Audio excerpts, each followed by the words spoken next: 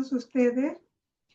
Agradecemos que el día de hoy estén en esta charla titulada Lo que ves no es real, desafíos de la inteligencia artificial generativa para la integridad de la información.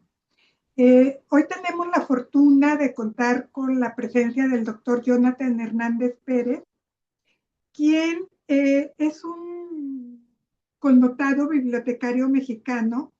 Él es investigador asociado en el Instituto de Investigaciones Bibliotecológicas y de la Información de la Universidad Nacional Autónoma de México, en donde trabaja temas como infodiversidad, acceso a la información y desinformación. Forma parte del seminario Información y Sociedad, además de ser profesor del posgrado en Bibliotecología y Estudios de la Información de la misma universidad. Ha sido presidente del Colegio Nacional de Bibliotecarios, es miembro de la Junta de Gobierno de la Federación Internacional de Bibliotecas y Asociaciones Bibliotecarias, IFLA. En el año 2020 obtuvo el reconocimiento Distinción Universidad Nacional para Jóvenes Académicos que otorga la UNAM. Actualmente preside el Comité de Libertad de Expresión y Libertad de Acceso a la Información de la IFLA y es parte de la Academia Mexicana de Ciencias como joven académico. Doctor Jonathan, bienvenido y pues muchas gracias de parte del Sistema Universitario de Bibliotecas de la Universidad de Guadalajara por esta charla dirigida a todo el público en general, pero especialmente a nuestra comunidad de académica, de estudiantil y bibliotecaria de la Universidad de Guadalajara. Muchas gracias y adelante. A nuestro público les quiero informar que al final tendremos un breve espacio para responder a las preguntas que nos hagan llegar a través de YouTube. Entonces, por favor, vayan haciendo sus preguntas o déjenlas al final y con gusto el doctor Jonathan se tomará un tiempo para responderlas. Pues muchas gracias y adelante. Muchísimas gracias, maestra Griselda. Es un honor estar aquí acompañándolos y sobre todo compartiendo algunas reflexiones de esta charla sobre los desafíos que tenemos actualmente respecto a la integridad de la información, a la desinformación y relacionado también con la inteligencia artificial. Saludo a todos y agradezco también esta invitación. Voy a compartir pantalla. Que... Listo, supongo que ya se ve. Bien, nuevamente agradecido por esta invitación. Vamos a hablar un poco sobre los desafíos que tenemos actualmente, especialmente con la inteligencia artificial, para este concepto que se está retomando y vamos a hablar también cómo ha evolucionado este concepto de la integridad de la información.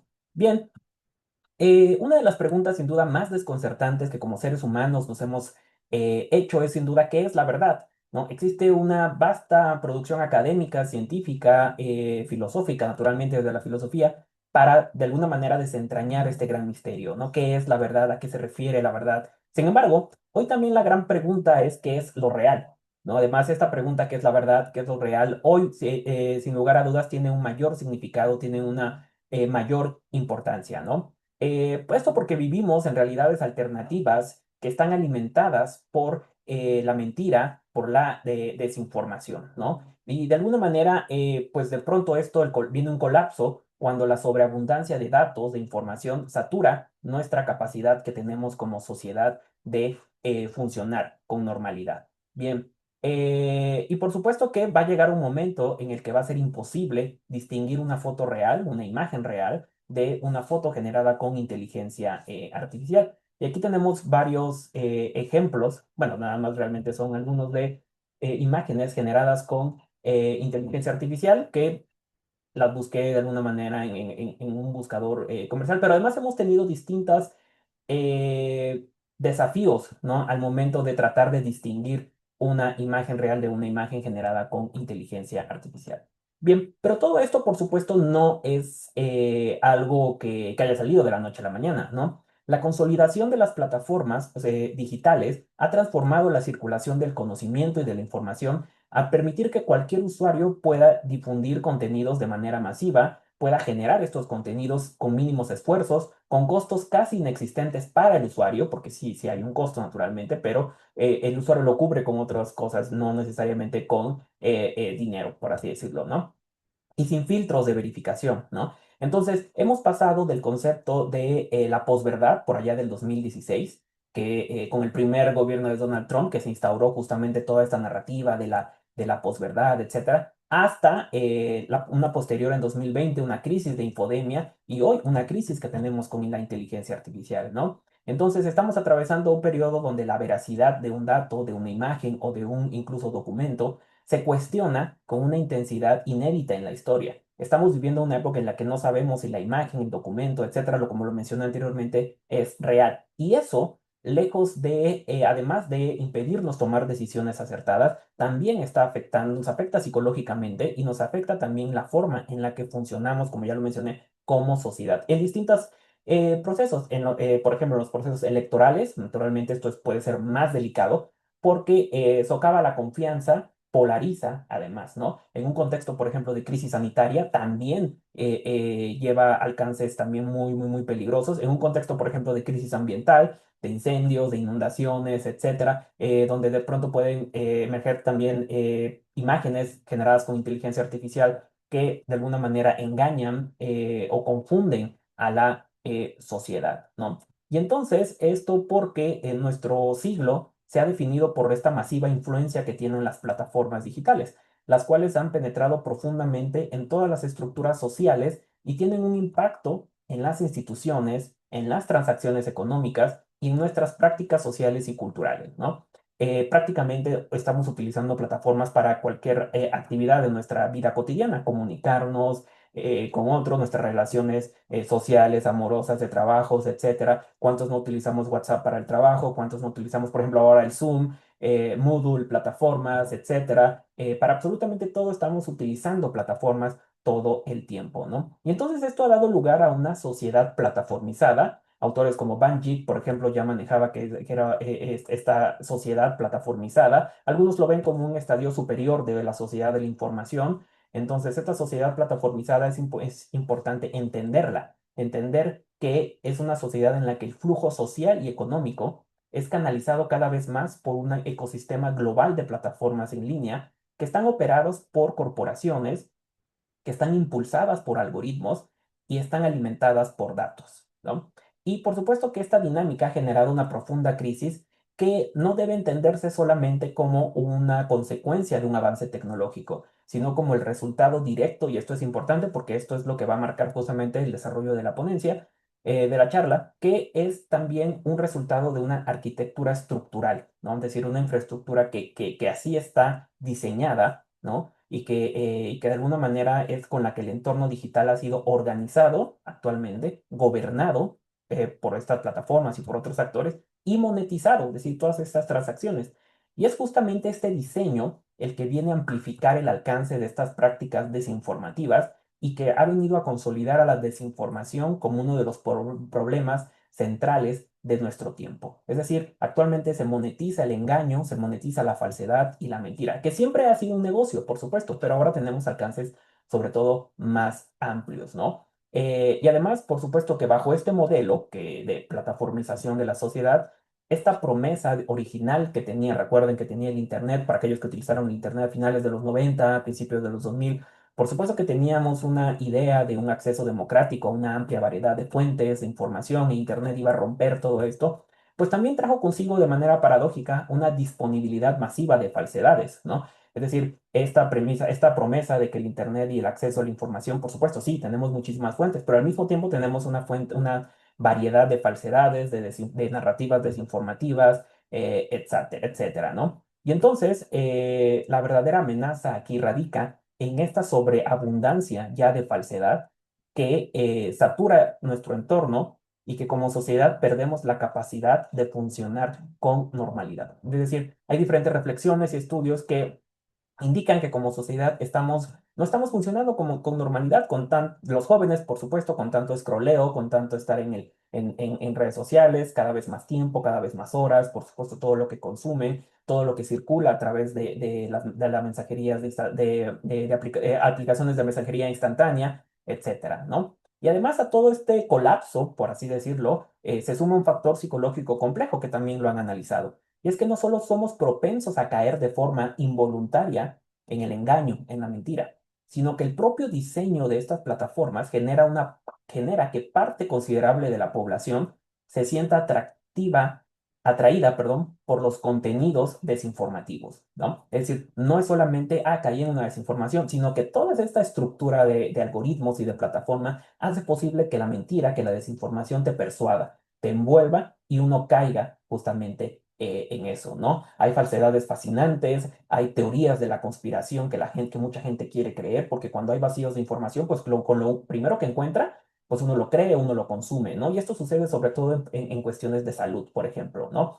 Las teorías de la conspiración están aumentando considerablemente. ¿Por qué? Porque ahora se pueden generar imágenes, se pueden generar videos con inteligencia artificial que pueden abonar a que una teoría conspirativa sea más creíble, ¿no? Pensemos, por ejemplo, en una teoría muy risible, la Tierra plana, ¿no? Uno puede decir, bueno, hay suficiente evidencia de que la Tierra no es plana, etcétera, pero cada vez más los terraplanistas en su nicho pues pueden crear imágenes, videos, documentales, etcétera, ficticios que pueden atraer a más gente, ¿no? Ahora, como con la Tierra plana, pensemos también en muchísimas otras cosas que se generan y que además están generando contenidos para robustecer justamente estas narrativas, ¿no? ¿Por qué? Porque para muchos estos contenidos fascinantes son más atractivos que aburridas verdades, ¿no? Entonces, la verdad, los hechos, ¿no? Se han vuelto para una parte de la población, en cierto modo, aburrido, ¿no? ¿Por qué? Porque además esto también tiene que ver con el entorno que estamos viviendo, ¿no? Con muchos problemas de salud mental, sobre todo en jóvenes, también con la situación, la precariedad, etcétera. La gente prefiere vivir en realidades alternativas alimentadas también con la inteligencia artificial.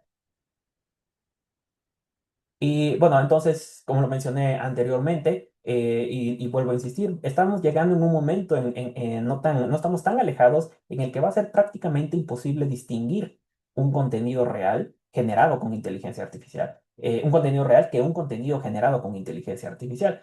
Nuestro ojo no está siendo tan entrenado para esto, ¿no? Por ejemplo, un ejemplo que me gusta siempre poner, en los 80, 70, 80, incluso por ahí de los 90, las películas de ciencia ficción pues en ese momento nos parecía todo real, ¿no? O sea, veíamos los efectos especiales, etcétera. Imagínense películas de los 80, ¿no? Hoy si vemos esas películas de los 80 nos parecen risibles porque hasta vemos el cable por ahí, vemos la escala, vemos por ahí algo. Ya nuestro ojo ha sido entrenado con tanta tecnología y con tantos contenidos, ¿no? Y hoy una película de ciencia ficción de los 80 podemos detectar de manera fácil, incluso rápida pues algunas cosas por ahí que en ese momento, pues por la pantalla, porque no había esa tecnología, pues pasaba desapercibido y lo creíamos, ¿no? Hoy nuestro ojo, por supuesto, no está tan entrenado para detectar de alguna manera todas estas imágenes y todos estos videos, porque además esto también viene a desafiar lo que comúnmente los dichos incluso que comúnmente teníamos, ¿no? Ver para creer, ¿no? Una imagen vale más que mil palabras, etcétera, ¿no? Pero entonces, frente a la inteligencia artificial y todo esto, todo eso te viene desmoronando, ¿no? Ya tenemos la imagen, ya tenemos el video que podría parecer real, entonces, ¿a quién le creemos? E incluso tenemos notas de voz, contenidos sintético de audio, en donde imitan nuestra propia voz con las mismas entonaciones, y que de pronto también consigue un efecto viral, un efecto de contagio si uno escucha un audio sintético bien realizado, diciendo que hay una emergencia, con ciertas entonaciones, agitaciones, etcétera, consigue eso justamente, contagiar esa ansiedad, contagiar esa urgencia, etcétera, ¿no? Entonces, está viniendo a desafiar absolutamente muchos incluso de nuestros sentidos, lo cual es todavía más peligroso. Pero bueno, vamos a hablar un poco sobre, porque todo el mundo está hablando de desinformación, etcétera. ¿Qué significa en términos generales y cuál es la estructura, la anatomía de la desinformación actualmente? Bien, tenemos que considerar que la desinformación pues, es un término que ha estado adoptado de manera contemporánea, aunque sus orígenes, por supuesto, se remontan a la Guerra Fría, etcétera. No vamos a hablar un poco de antecedentes, pero vamos a hablar que es un término que actualmente se está utilizando muchísimo, ¿no? Entonces, y se ha analizado desde distintas perspectivas, una de ellas la bibliotecológica, pero por supuesto desde las comunicaciones, desde el derecho, etcétera, ¿no?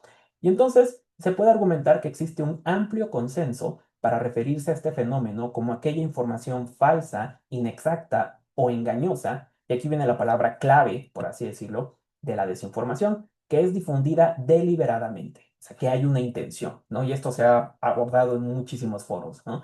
Y que puede ser parte de un esfuerzo estratégico para varias opciones: causar daño público, confundir, engañar o con fines económicos y políticos. Es decir, siempre hay una deliberación, siempre hay una intención y atrás de eso también siempre hay una intención, ¿no? Confundir, engañar, puede ser con fines económicos, por fines políticos, etcétera, ¿no?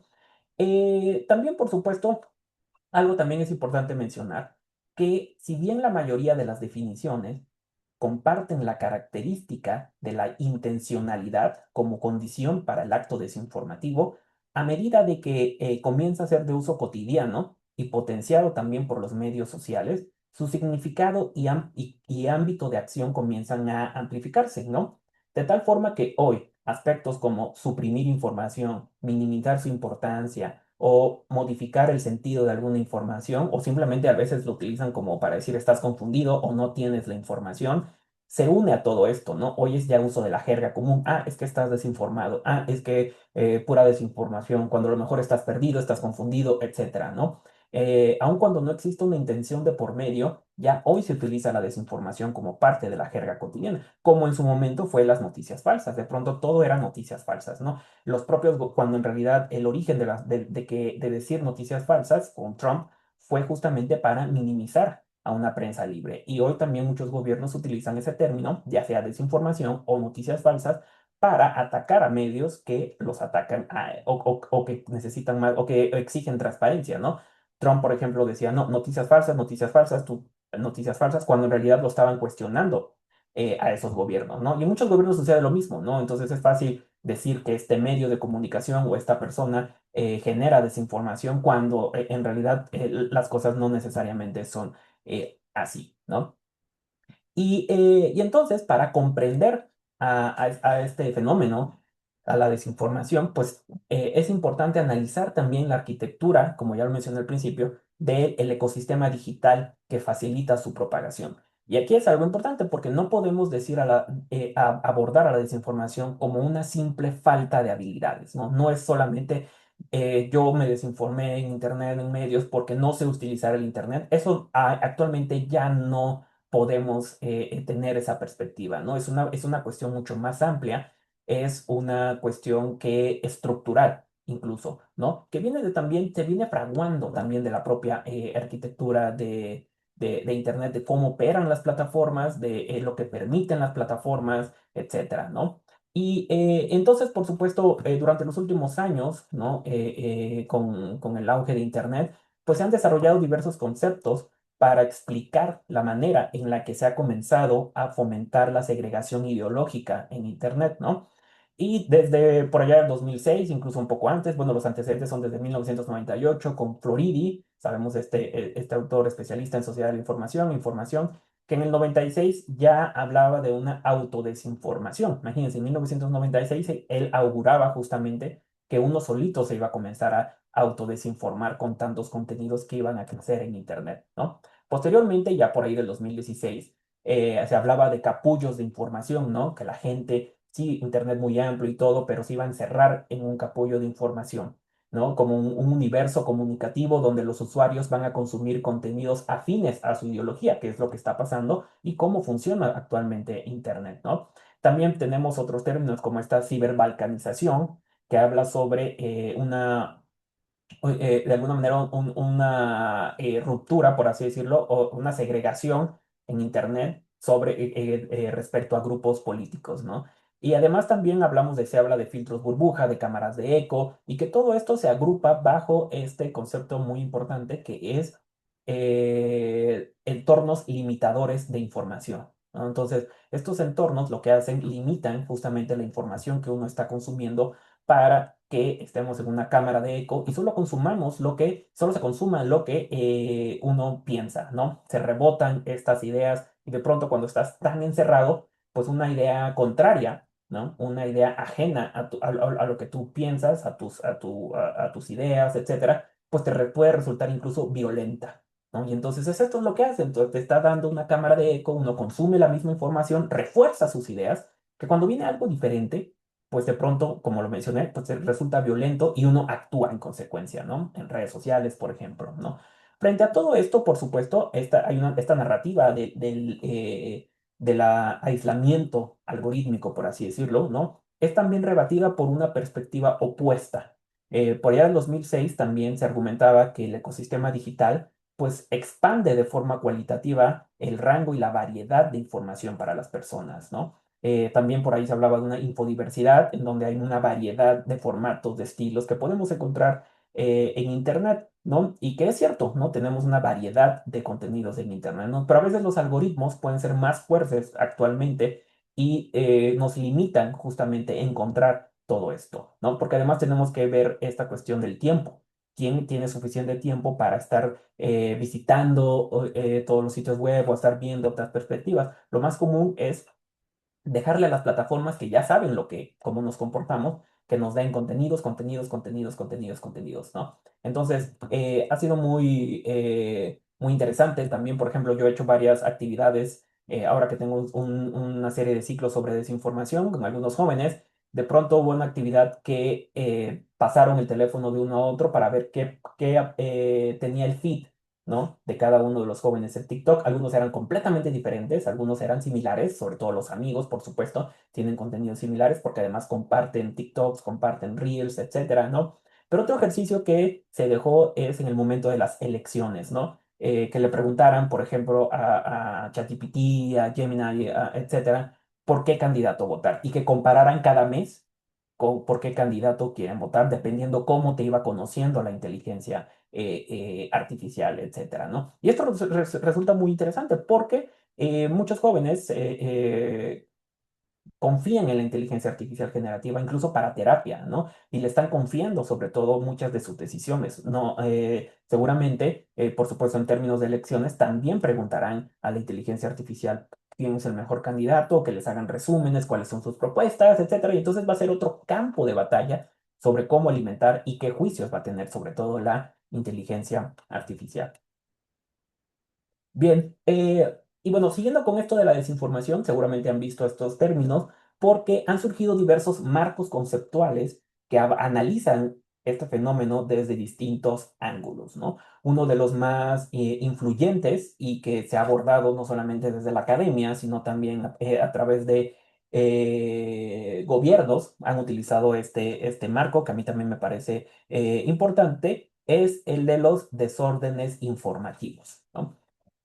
Propuesto por Watley y Derakhshan, que además resulta interesante cuando hablamos de desórdenes informativos, ¿no? Es objeto de puede ser otras reflexiones, pero porque esta triada de información, salud y tecnología nos ha venido justamente o sea, tiene un impacto sobre nosotros, ¿no? Muchos conceptos vienen o se adaptan desde cuestiones de salud, ¿no? Desórdenes informativos, por ejemplo, infodemia, por ejemplo, la propia información viral, que actúa como un virus, que se replica, etcétera, la infoxicación, la infobesidad, etcétera, ¿no? Entonces, esta relación, este trinomio es también muy interesante.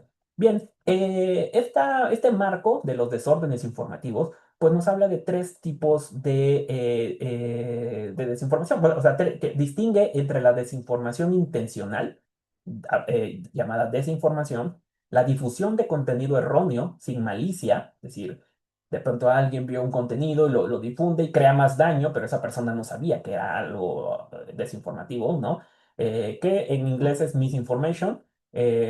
La también, y por supuesto, el uso de información verídica usada para dañar, ¿no? Es decir, información real que yo utilizo para causar algún daño. Que esto normalmente, bueno, se habla como malinformation en inglés y que normalmente suele ser información, por ejemplo, sensible, información privada, información de carácter, de contenido sexual, incluso que yo utilizo y que por ejemplo, las fotos fueron reales, pero yo utilizo y las subo a internet con el objeto de dañarte. O sea, son informaciones reales, pero que las utilizo con malicia y para dañar, ¿no? Entonces, estos tres aspectos ¿no? Me parecen muy importantes y que además reflejan lo que actualmente estamos viviendo. La desinformación intencional, aquella que es errónea, pero que se comparte sin malicia, ¿no? Una cadena en WhatsApp, etcétera, pero que además en algunos casos sí puede causar algún daño.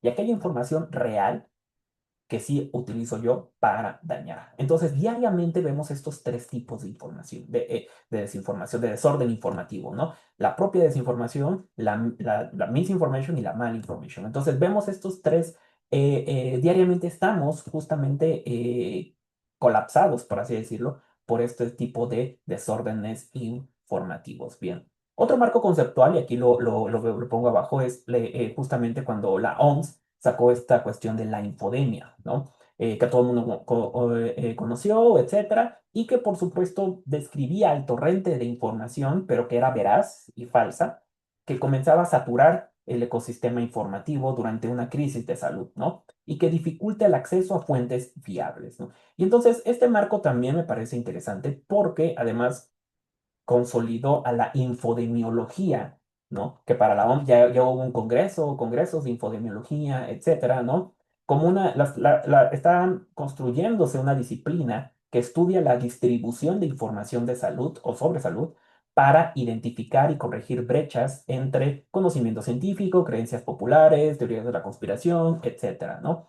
Pero esto ya se había trabajado desde los 90, ¿no? A través de un autor, Eisenberg, Bank, ya hablaba justamente de la infodemiología. Entonces vemos cómo el auge, ¿no? de la desinformación, en este caso de salud, ha impulsado justamente estos nuevos conceptos, estas nuevas perspectivas y nuevos estudios para abordar esta crisis que tenemos y que naturalmente lo único que va a hacer durante los próximos años es ser desafortunadamente más fuerte, ¿no?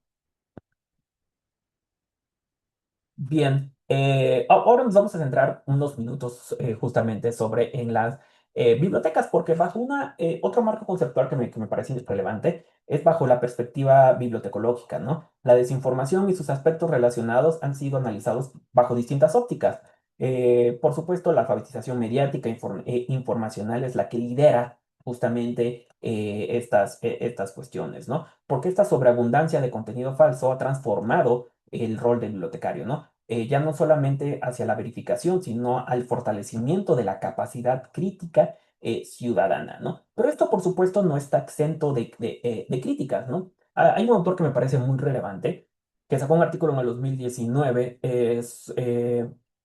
argumentando que el problema de la desinformación se construye en gran medida en oposición a los valores y servicios bibliotecarios tradicionales y que además, que por supuesto únicamente desde bibliotecas, etcétera, se ve a la desinformación como una simple falta de habilidades, ¿no? Y que solamente queremos abordar el problema alfabetizando, alfabetizando y alfabetizando y desarrollando habilidades, etcétera, sin ver realmente la estructura que tenemos atrás, ¿no? Entonces, la desinformación efectivamente no es solamente una falta de habilidades, ¿no? Es parte de una estructura mayor y que a veces podemos tener las habilidades, pero no van a ser suficientes frente a grandes corporaciones, ¿no? Entonces, es importante también, las habilidades son fundamentales, ¿no? Y las bibliotecas deben de continuar desarrollando programas para el pensamiento crítico porque son lugares únicos, ¿no? Para este tipo de habilidades en datos, en contra la desinformación, etcétera, ¿no?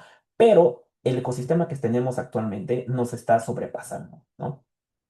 Ahora, por supuesto, un estudio de justamente apenas el año pasado, mediante un análisis, una revisión sistemática en 2025, estudiaron muchas bibliotecas alrededor del mundo sobre cuáles eran los métodos que utilizaron para identificar y combatir la desinformación. Entonces, esta cuestión de la alfabetización digital es fundamental, pero las bibliotecas están haciendo muchísimo más cosas más que el desarrollo de habilidades, etcétera, ¿no? Tenemos 13 métodos que identificaron en este estudio que me pareció también interesante. Algunos utilizan directrices de asociaciones, IFLA, ALA, etcétera.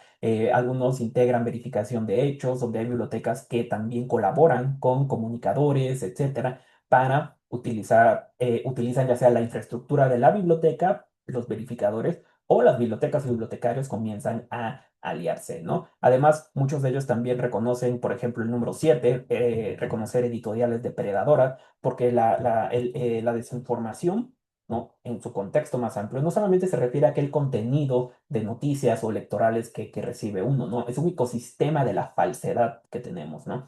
Donde hay revistas depredadoras, donde hay revistas falsas, donde hay congresos académicos falsos, en donde no están avalados, etcétera, y uno nada más paga, son fraudulentos, en fin, ¿no? Es todo un ecosistema de la falsedad que no tenemos que reducir únicamente al contenido que recibimos en WhatsApp y que te desinforma, ¿no? Toda la falsedad está de alguna manera por ahí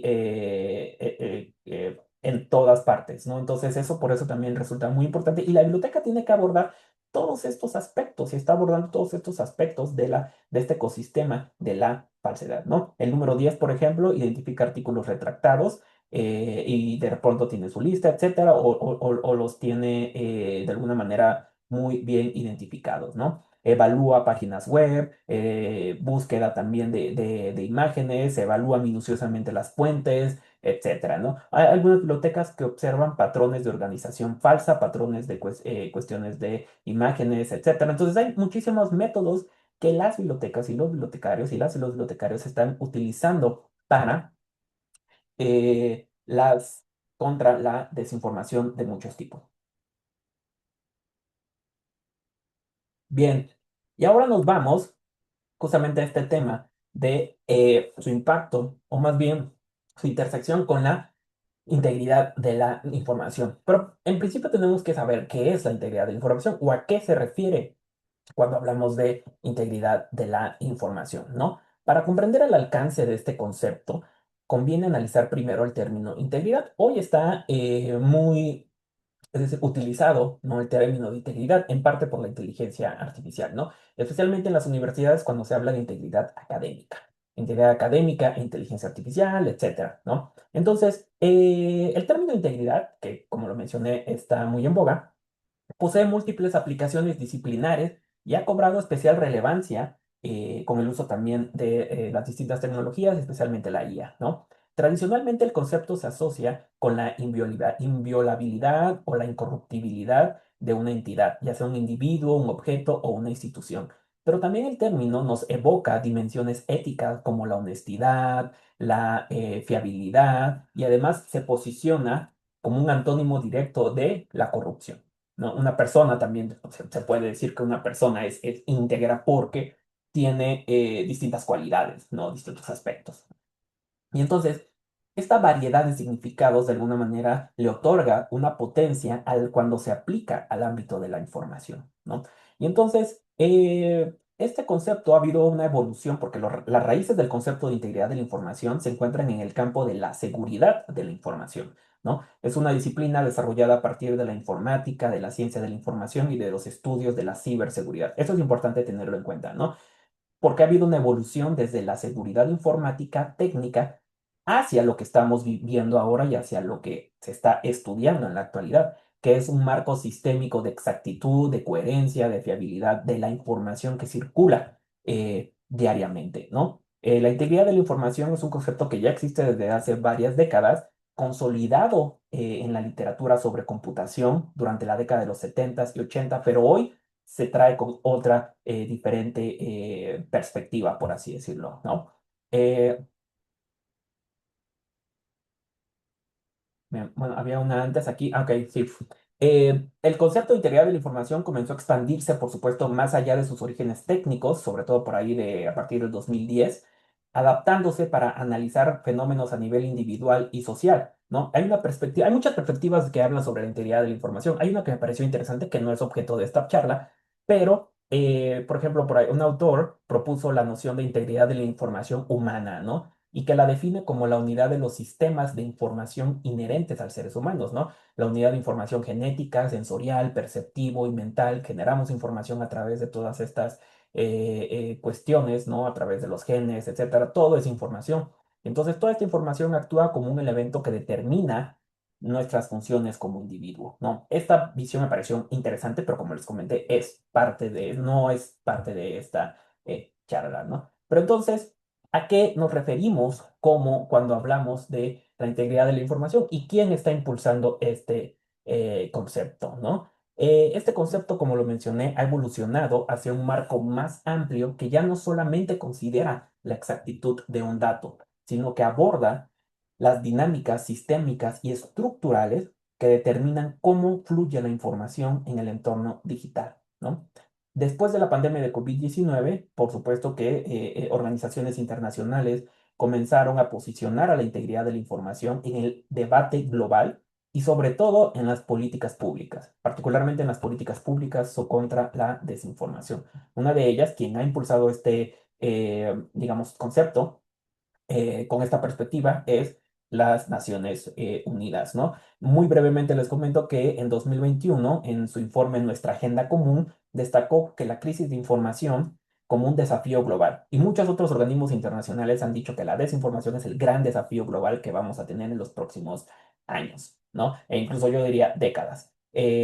¿Por qué? Porque, bueno, y además propuso en esta parte un código de conducta mundial para promover la integridad de la información. Posteriormente, en 2023, siguiendo con toda esta línea, profundizó en estas directrices e identificó las causas estructurales de la desinformación, volviéndolo a señalar como una amenaza para la sociedad, ¿no? Y entonces, aquí, bueno, no tengo la definición, pero bueno, aquí en la pantalla, pero les puedo comentar que en ese momento la definición de trabajo para la integridad de la información la señalaba como la exactitud, coherencia y fiabilidad de la información, del contenido, perdón. Y si bien indica que no hay un consenso sobre su definición actual en este ámbito, porque se sigue construyendo y es una agenda que se está construyendo, entonces, a partir de este marco, el informe identifica tres amenazas a la integridad de la información, ¿no? Que se identificaron.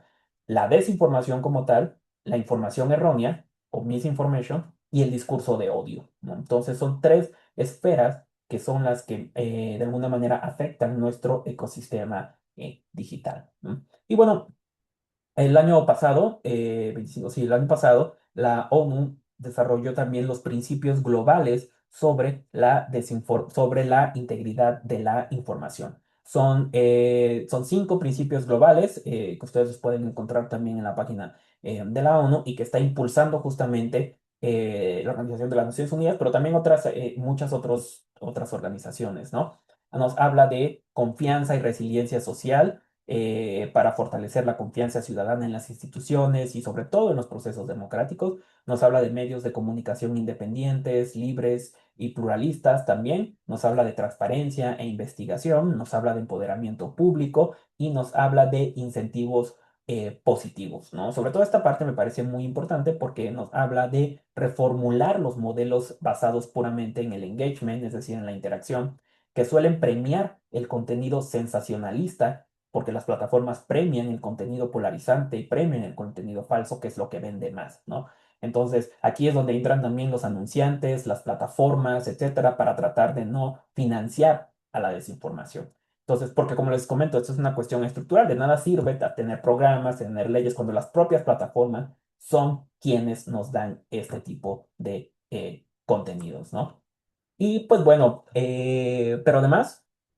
Esto va más allá también de organizaciones internacionales.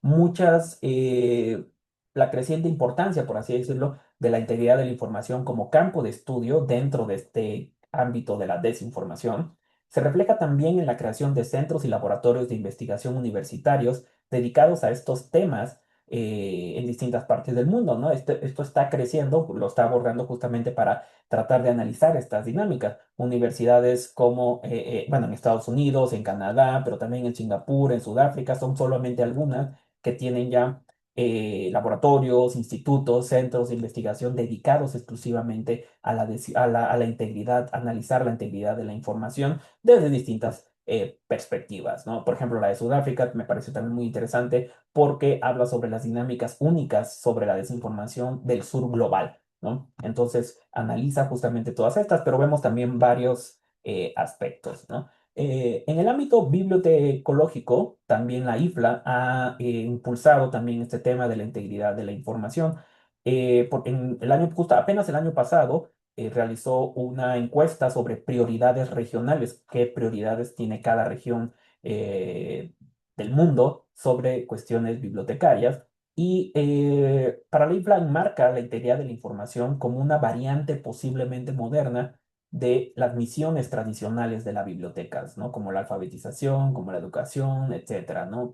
La biblioteca tendría que fomentar justamente la integridad de la información. Y entre los resultados de esta encuesta del año pasado destaca que ya figura este término, este concepto, esta idea entre otros intereses como la lectura, el derecho de autor y la inclusión digital, ¿no? Esto nos habla también de varios campos que también están pues impulsando o queriendo saber más sobre estas cuestiones. Bueno, sobre este tema, pues también como les comenté, está al máximo nivel en cuestión de política, políticas públicas, porque en 2024, a partir de 2024 también ocupó un lugar destacado en la cumbre del G20 en Río de Janeiro, y a partir de ahí también en otras actividades multilaterales, por supuesto, hubieron muchos foros sobre cómo fomentar la integridad de la información en el entorno digital. Entonces, todo esto confirma la relevancia en el debate sobre la gobernanza internacional.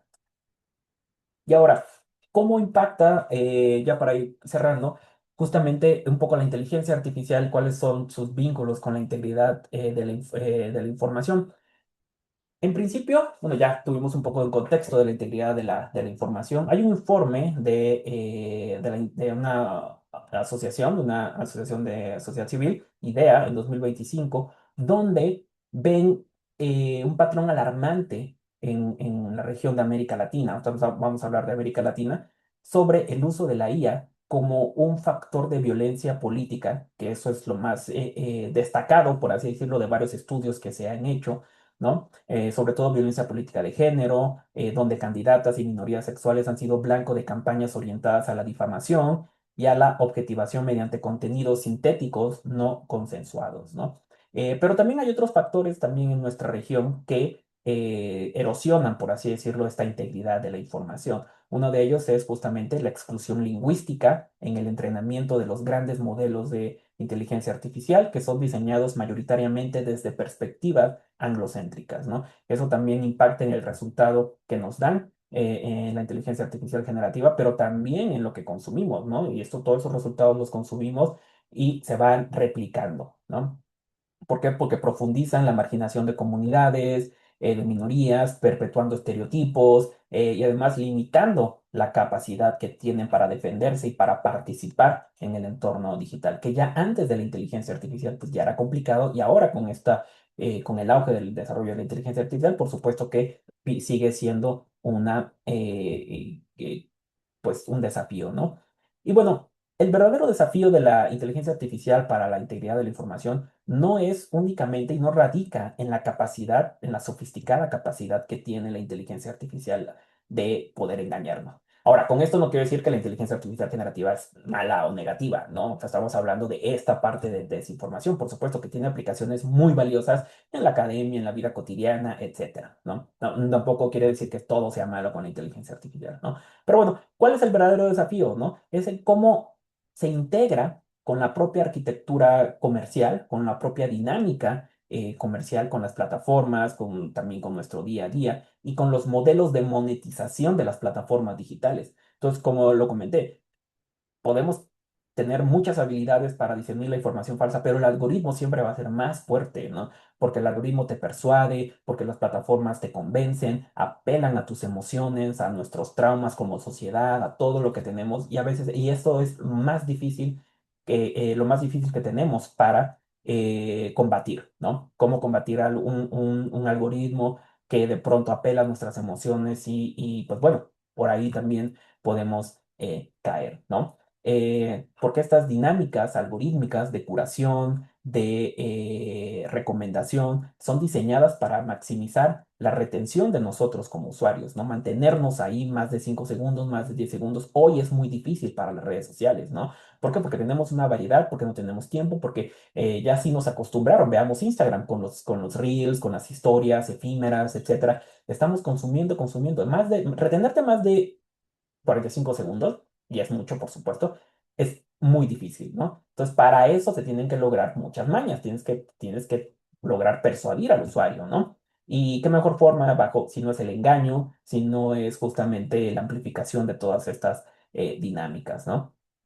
Por lo tanto, resguardar la integridad de la información en la era de la inteligencia artificial exige también transitar de una simple preocupación por el contenido generado hacia ser partícipes en la gobernanza digital que tenemos, ¿no? Partícipe también en estar atentos a lo que es las plataformas, cómo funcionan las plataformas, porque a veces no siquiera no sabemos, muchas personas no saben cómo funciona un algoritmo, tener dentro de las bibliotecas también programas especiales y hacer colaboraciones con computólogos, con ingenieros que enseñen a los usuarios cómo funciona un algoritmo, por qué vemos la información que vemos en nuestro feed, en nuestras pantallas, etcétera. Entonces es importante también comprender todas estas cuestiones estructurales que tenemos y ver también otras opciones, ¿no? Es muy difícil porque nos dominan todas estas plataformas, pero poco a poco podemos tener viendo, hay muchas opciones, por supuesto, de plataformas, pero la propia dinámica de ellas, el propio modelo, hace que solamente usemos tres o cuatro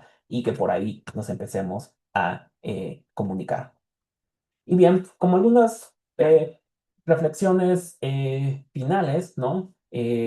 Por supuesto, en principio, la inteligencia artificial generativa, pues naturalmente no ha venido a inaugurar el engaño, ni ha venido a decirnos que la falsedad es lo nuevo, por supuesto que no, sino que lo que ha venido es a industrializarlo, el engaño, la mentira, la falsedad, ¿no? Es el resultado, como lo he mencionado, de un ecosistema digital diseñado para rentabilizar emociones, ¿no? No podemos, incluso al hablar de habilidades digitales, de alfabetización, en contra de la desinformación, no podemos incluso hablar de ello sin hablar también de nuestras emociones como seres humanos y de cómo esta realidad con imágenes, con videos, con audios, etcétera, también impacta en nuestras emociones y nuestras emociones también, y la información que consumimos, y esto también es importante mencionar, la información que consumimos impacta en nuestras emociones y por ende también en las decisiones que tomamos después, ¿no? Entonces es importante tener esto en consideración porque el desafío hoy es la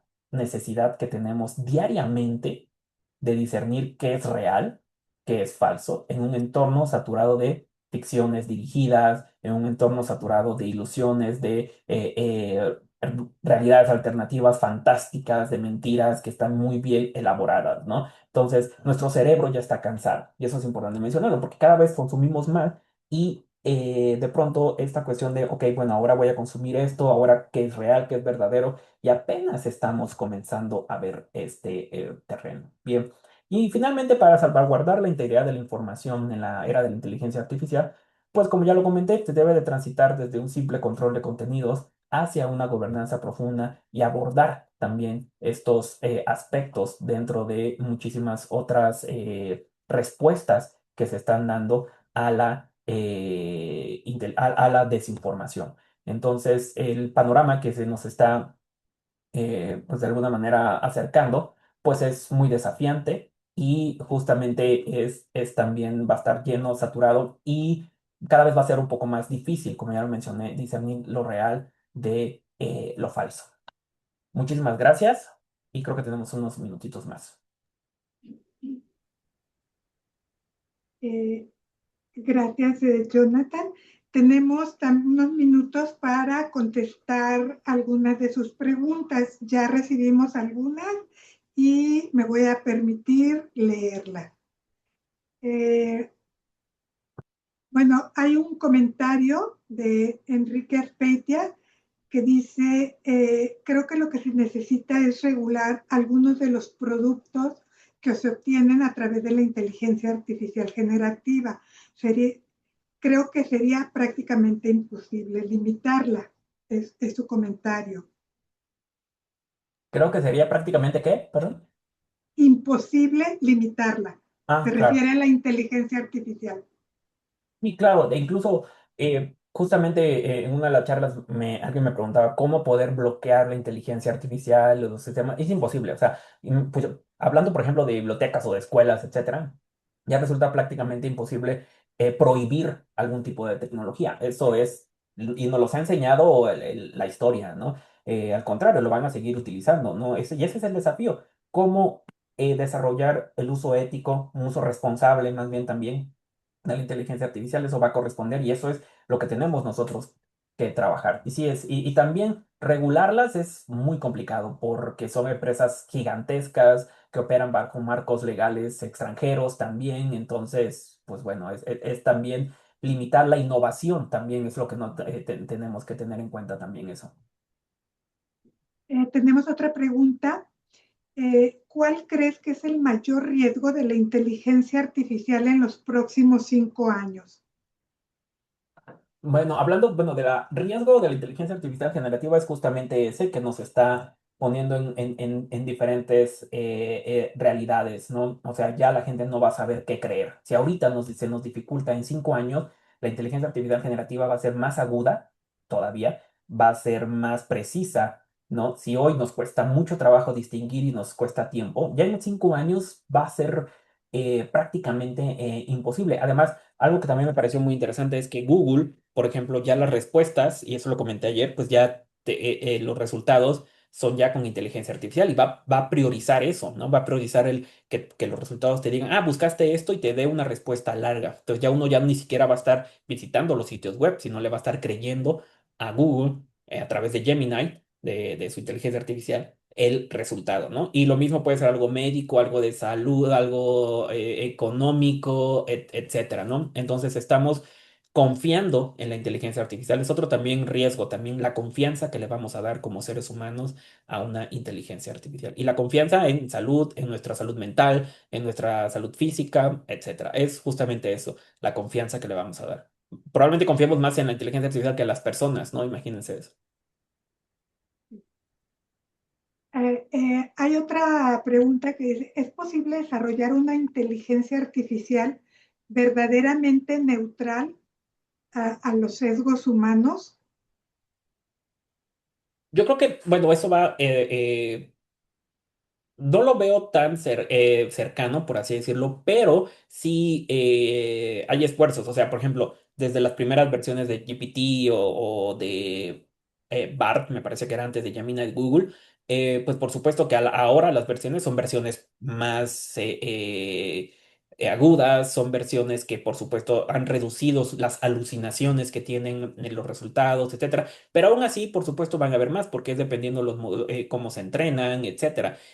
No lo veo así como tal neutro, habría que definir qué neutro de plano, porque habría que tener en cuenta esto, porque además se ha documentado cómo la inteligencia artificial te dice lo que quieres escuchar, ¿no? O sea, no es no te va a decir algo que no necesariamente quieras escuchar, sino que te va dando como la palmadita en el brazo, ¿no? En la espalda, ¿no? Entonces eso también porque te genera adicción. Nadie querría una inteligencia artificial o algo que te esté diciendo lo contrario, ¿no? Te va a estar diciendo lo que quieres escuchar. Entonces, pero cada vez son más agudas, pero por el momento lo veo complicado. Una pregunta es, ¿las bibliotecas tienen participación en el Consejo Coordinador de Inteligencia Artificial en la UNAM? Sí, bueno, el Consejo Coordinador agrupa, digamos, dependencias, etcétera, de la UNAM que trabajan, que tienen laboratorios, etcétera, sobre inteligencia artificial. Es un conglomerado de actividades y que justamente es eso, coordinar los esfuerzos que tiene la universidad y, por supuesto, tiene participación Dirección General de Bibliotecas, tiene participación, lo que puedo decir del IBI, por supuesto que tenemos participación en este consejo, claro que sí. Eh, y, y hay otra pregunta que dice, ¿quién debería regular la inteligencia artificial? ¿El gobierno? ¿Los académicos? ¿Quién? Pues realmente es muy difícil a cuando se habla de regulación. El mayor riesgo cuando se habla de regulación es los límites que tiene con libertades, ¿no? Con otros derechos, en este caso con derecho a la libertad de expresión, ¿no? Entonces es muy complicado hablar de regulación porque muchas veces el Estado, con muchos gobiernos alrededor del mundo, utilizan estas regulaciones para su favor.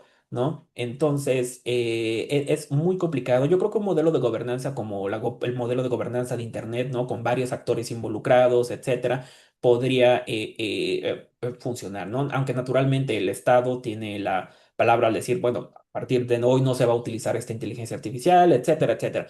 Pero siempre un modelo multi-stakeholder, por así decirlo, o sea, de múltiples partes interesadas, es lo más recomendable, ¿no? Una gobernanza como tal, ¿no? Donde estén gobierno, academia, sociedad civil también, porque las organizaciones de la sociedad civil también se organizan y tienen varios puntos. Entonces, yo creo que eso es un modelo importante para llegar finalmente a una regulación responsable y que no erosione otros derechos fundamentales, como la privacidad, el derecho de acceso a la información, etcétera. Vamos a leer la última reflexión. Dice, tengo un trabajo de escritura creativa desde hace años, del que me sentía orgulloso. Ahora que todos pueden, y pone entre comillas, escribir algo similar en segundos, ¿qué valor tiene el esfuerzo de saber escribir? Guau, pues muchísimo. Yo creo que sí, claro, esto viene a desafiar muchísimas profesiones, oficios, etcétera, diseñadores, escritores, cineastas, todo, estas profesiones creativas también, por supuesto que se vienen a ver desafiadas. El valor, yo creo que, por supuesto, va a seguir. Y además de la originalidad, ¿no? Por supuesto que es lo que se busca, ¿no? Naturalmente, es un gran desafío. Para mí el valor va a seguir. Incluso estoy casi seguro que a lo mejor puede ser, porque hay otros autores que han dicho que es como una curva, ¿no? Entonces ahorita vamos hacia el máximo punto de la inteligencia artificial y después podemos volver justamente ya después de esto, de este hype, de esta locura a una, pues no normalidad, ¿no? Pero a una cuestión en donde pues se van a privilegiar de nuevamente esto. No lo sé, el futuro en este aspecto es muy incierto, pero para mí sí se va a revalorar todas estas profesiones y oficios, ¿no? Y se tienen que adaptar también realmente, porque justamente platicaba ayer, decía, bueno, ahora los profesores recibimos muchas tareas casi perfectas, ¿no? Entonces, sin errores y todo, con una escritura, dices, impresionante, que no se refleja cuando tú platicas con el alumno o la alumna. Entonces, y de pronto varios profesores me han dicho, bueno, es que ahora lo que busco es el error, ¿no? Busco que por lo menos esté medio mal escrito o algo para saber que ellos lo hicieron. Entonces, se están redefiniendo nuevas prácticas a través de esto, pero sí es todo un desafío. Bueno, resumiendo un poco la charla, a mí me queda Hola, Luna. mucha incertidumbre, pero también la certeza de que quienes estamos en el sector educativo tenemos mucho que hacer en materia de información con nuestra comunidad y con la sociedad. La desinformación genera muchas consecuencias negativas, como por ejemplo el rezago educativo y el socioeconómico, la deficiencia de pensamiento crítico, la pérdida de democracia, el riesgos para la salud física y mental, que también genera ansiedad y depresión, que cada vez lo vemos con más frecuencia, la polarización social, la censura, la opacidad, y desafortunadamente muchos de estos factores los estamos viendo actualmente en México y en el mundo. Entonces tenemos una gran responsabilidad para actuar con nuestras comunidades en materia de información. Doctor Jonathan, muchas gracias por esta charla y creo que desde el Sistema Universitario de Bibliotecas nos comprometemos para seguir invitando profesionales para que nos hablen de estos temas tan relevantes y de tanto impacto, no solamente para nuestra comunidad universitaria, sino para la sociedad en general. Muchas gracias a todos ustedes que atendieron esta invitación y que participaron a través de sus preguntas. Pues los mantendremos informados de próximos eventos que formulemos en este sentido. Gracias y tengan todos muy buenas tardes.